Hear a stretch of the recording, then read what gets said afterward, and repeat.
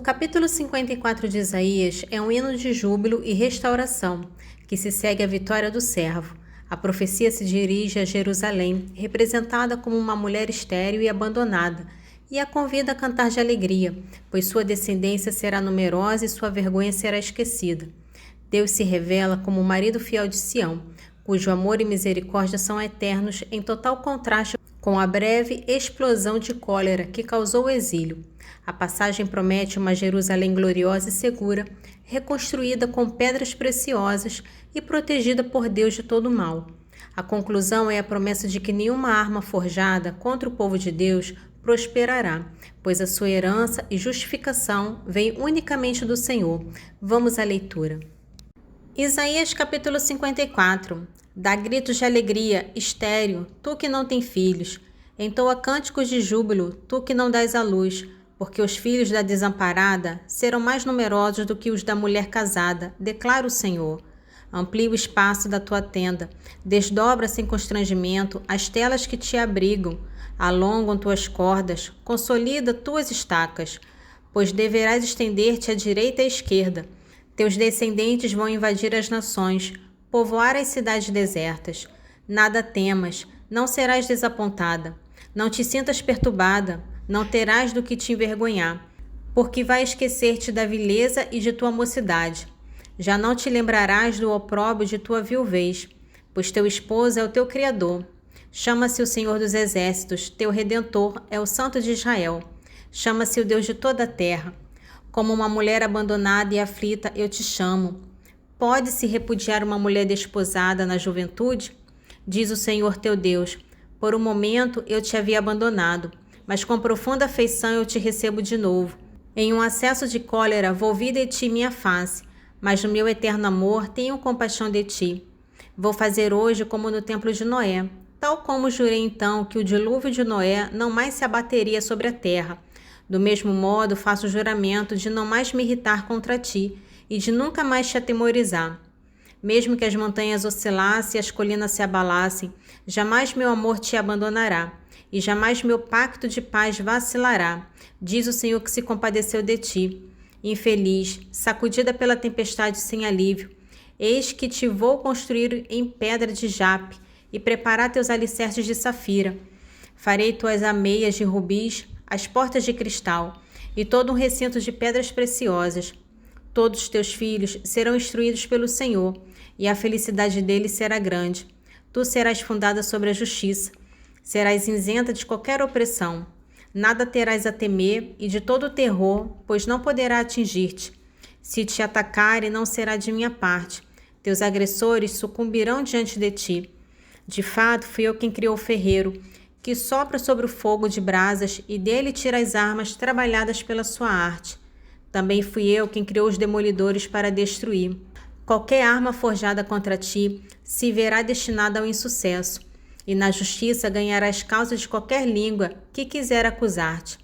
Tal é o apanágio dos servos do Senhor. Tal é o triunfo que lhe reservo, diz o Senhor. Em Isaías 55 é um capítulo de convite e garantia. Começa com uma chamada universal e gratuita para todos os sedentos e famintos, oferecendo um banquete espiritual que satisfaz de verdade, em contraste com as coisas do mundo. O profeta então lança um apelo urgente para que as pessoas busquem o Senhor enquanto ele pode ser encontrado e abandone seus maus caminhos, lembrando-os de que os pensamentos e a capacidade de perdão de Deus são infinitamente maiores que os humanos. O capítulo termina com uma das garantias mais belas da Bíblia. A palavra de Deus que sai de sua boca não voltará a mim vazia, mas sempre cumprirá o propósito para o qual foi enviada. Essa palavra transformadora trará o povo de volta para casa com alegria, e até a própria criação celebrará e será transformada. Isaías capítulo 55. Todos vós que estáis sedentos, vinde à nascente das águas, vinde comer, vós que não tendes alimento. Vinde comprar trigo sem dinheiro, vinho e leite sem pagar. Por que despender vosso dinheiro naquilo que não alimenta, e o produto de vosso trabalho naquilo que não sacia? Se me ouvis, comereis excelentes manjares, uma suculenta comida fará vossas delícias. Prestai-me atenção e vinde a mim. Escutai, e vossa alma viverá. Quero concluir convosco uma eterna aliança, outorgando-vos os favores prometidos a Davi. Farei de ti um testemunho para os povos, um condutor soberano das nações. Conclamarás povos que nunca conheceste, e nações que te ignoravam acorrerão a ti por causa do Senhor teu Deus e do Santo de Israel que fará a tua glória. Buscai o Senhor, já que ele se deixa encontrar. Invocai-o, já que está perto. Renuncia o malvado a teu comportamento e o pecador a seus projetos. Volte ao Senhor, que dele terá piedade, e a nosso Deus, que perdoa generosamente. Pois meus pensamentos não são os vossos, e vosso modo de agir não é o meu, diz o Senhor. Mas tanto quanto o céu domina a terra, tanto é superior a vossa a minha conduta, e meus pensamentos ultrapassam os vossos. Tal como a chuva e a neve caem do céu, e para lá não volvem, sem ter regado a terra, sem a ter fecundado e feito germinar as plantas, sem dar o grão a semear e o pão a comer. Assim acontece a palavra que minha boca profere. Não volta sem ter produzido seu efeito, sem ter executado minha vontade e cumprido sua missão. Sim, partireis com júbilo e sereis reconduzidos em paz. Montanhas e colinas vos aclamarão, e todas as árvores do campo vos aplaudirão. Em lugar do espinheiro crescerá o cipreste, em lugar da urtiga crescerá a murta. Isso será para o renome do Senhor um título para sempre imperecível. No capítulo 56 de Isaías, é uma transição que foca nas condições para a vida no novo Israel restaurado. Ele começa com uma exortação à justiça e ao bem, mas seu ponto mais notável é a inclusão universal. O profeta anuncia que estrangeiros e eunucos que obedecerem a Deus terão um lugar na sua casa e um nome eterno que não será destruído. Ele profetiza que a casa de Deus será uma casa de oração para todos os povos. O capítulo, no entanto, termina com uma dura crítica aos líderes de Israel, que são comparados a sentinelas cegas e cães gananciosos, que falharam em sua missão de guiar o povo, preocupados apenas com seus próprios prazeres. Isaías capítulo 56. Eis o que diz o Senhor: respeitai o direito e praticai a justiça, porque minha salvação não tarda a chegar e minha justiça a revelar-se. Feliz do homem que assim se comporta, e o filho do homem que se atém a isso, que observa o sábado sem profaná-lo e abstém-se de toda má ação. Que o estrangeiro que deseja afeiçoar-se ao Senhor não diga: certamente o Senhor vai excluir-me de seu povo. Que o eunuco não diga: ó, sou apenas um lenho seco. Porque eis o que diz o Senhor: aos eunucos que observarem meus sábados, que escolherem o que me é agradável e se afeiçoarem a minha aliança, eu darei na minha casa e dentro de minhas muralhas um monumento e um nome de mais valor que filhos e filhas. Eu lhes darei um nome que jamais perecerá.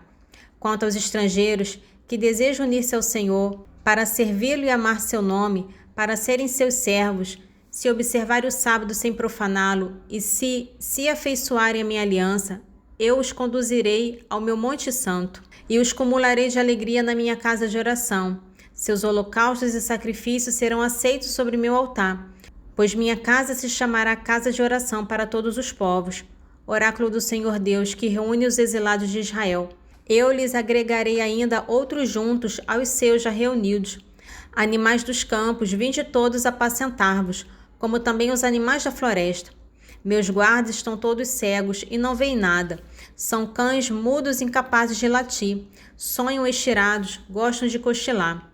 São cães vorazes e insaciáveis. São pastores que nada observam. Cada qual segue seu caminho em busca de seu interesse. Vinde, vou buscar o vinho. Com licores nos embriagaremos. Amanhã, como hoje, haverá uma enorme bebedeira.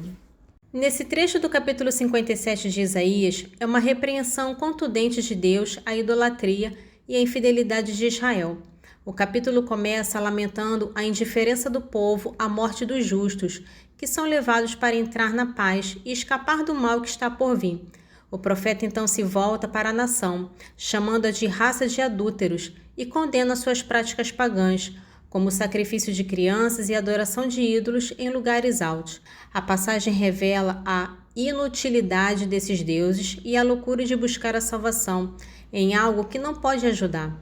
O texto termina com a promessa de que somente o refúgio em Deus trará segurança e salvação. Isaías capítulo 57, dos versículos 1 ao 13. E o justo perece sem que ninguém se aperceba. As pessoas de bem são arrebatadas e ninguém se importa. Por causa do mal, o justo é arrebatado para entrar na paz. Repousa sobre seus leitos aqueles que seguiam o caminho reto.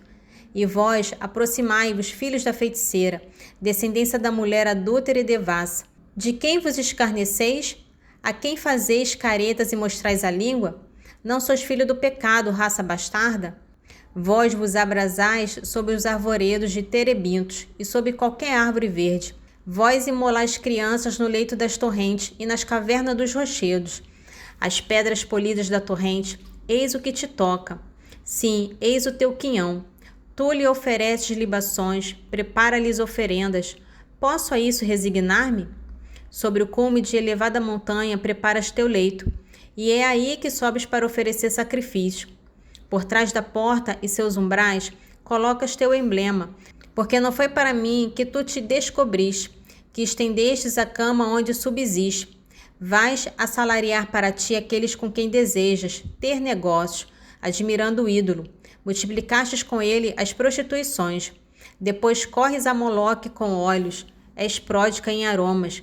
Envias ao longe teus mensageiros e os fazes descer à morada dos mortos. De tanto andar assim, tu te fatigas, sem jamais dizer, já basta. Encontras ainda força e segues sem parar. A quem temias então? De quem tinhas medo para ser infiel, para não te lembrares de mim, nem te preocupares comigo? Sem dúvida, eu me calava e fechava os olhos, por isso tu não me temias. Pois bem, vou mostrar o que valem tua justiça e tuas obras. Elas não te servirão de coisa alguma. Quando pedires socorro e não te salvarão teus ídolos, todos serão levados pelo vento. Um sopro as carregará. Aquele, porém, que contar comigo, herdará a terra e possuirá meu monte santo. No capítulo 6 de Gálatas é a conclusão prática da carta. Paulo exorta os cristãos a viverem em comunidade, restaurando os que caem com mansidão e levando os fardos uns dos outros, cumprindo assim a lei de Cristo. Ele estabelece o princípio espiritual de que o que o homem semeia, isso mesmo colherá, contrastando a colheita da corrupção da carne com a da vida eterna do espírito. O capítulo termina com um forte contraste entre os motivos dos falsos mestres, que buscam glória na carne, e a única glória de Paulo, a cruz de Cristo.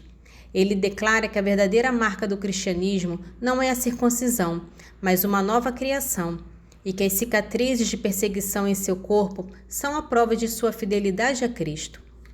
Gálatas capítulo 6. Irmãos, se alguém for surpreendido numa falta, vós que sois animados pelo Espírito, admoestai-o em espírito de mansidão, e tem cuidado de ti mesmo, para que não caias também em tentação.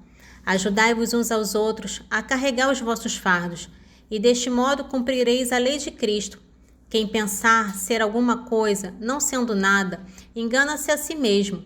Cada um examine o seu procedimento. Então poderá gloriar-se do que lhe pertence e não do que pertence a outro, pois cada um deve carregar o seu próprio fardo.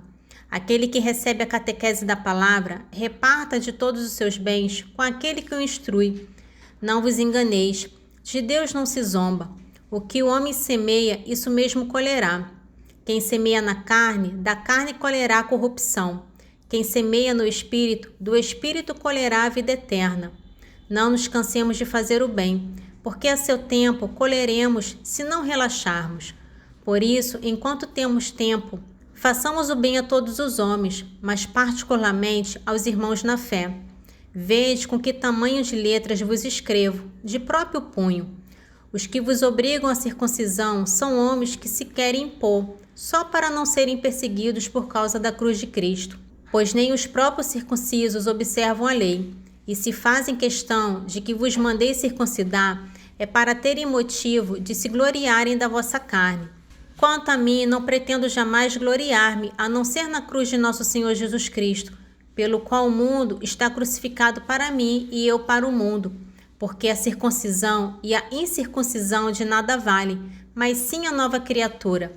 A todos que seguirem esta regra, a paz e a misericórdia, assim como ao Israel de Deus. De hora em diante ninguém me moleste, porque trago em meu corpo as marcas de Jesus. A graça de nosso Senhor Jesus Cristo esteja com vosso espírito, irmãos. Amém. Nesse trecho do Salmo 102 é uma meditação sobre a compaixão de Deus, que é como um pai para seus filhos, e sua misericórdia eterna que contrasta com a brevidade da vida humana. A partir dessa revelação, o salmista explode em louvor, convocando todos os seres celestiais e terrestres a se juntarem a ele para bendizer o Senhor, cujo império se estende sobre todo o universo. Salmo 102, dos versículos 13 ao 22. Como um pai tem piedade de seus filhos, assim o Senhor tem compaixão dos que o temem, porque ele sabe de que é que somos feitos e não se esquece de que somos pó. Os dias do homem são semelhantes à erva, ele floresce como a flor dos campos. Apenas sopra o vento, já não existe, e nem se conhece mais o seu lugar. É eterna, porém, a misericórdia do Senhor para com os que o temem, e sua justiça se estende aos filhos de seus filhos, sobre os que guardam a sua aliança e, lembrando, cumprem seus mandamentos. Nos céus estabeleceu o Senhor o seu trono, e o seu império se estende sobre o universo. Bendizei o Senhor todos os seus anjos, valentes heróis, que cumpris suas ordens, sempre dóceis à sua palavra. Bendizei o Senhor todos os seus exércitos, ministros que executai sua vontade. Bendizei o Senhor todas as suas obras, em todos os lugares onde ele domina. Bendize, ó minha alma, o Senhor. Nesse trecho de Eclesiástico capítulo 18 é um manual de sabedoria prática. A passagem ensina a importância de imitar a misericórdia de Deus em nossas relações com os outros, alertando para que o bem feito não seja manchado por palavras amargas.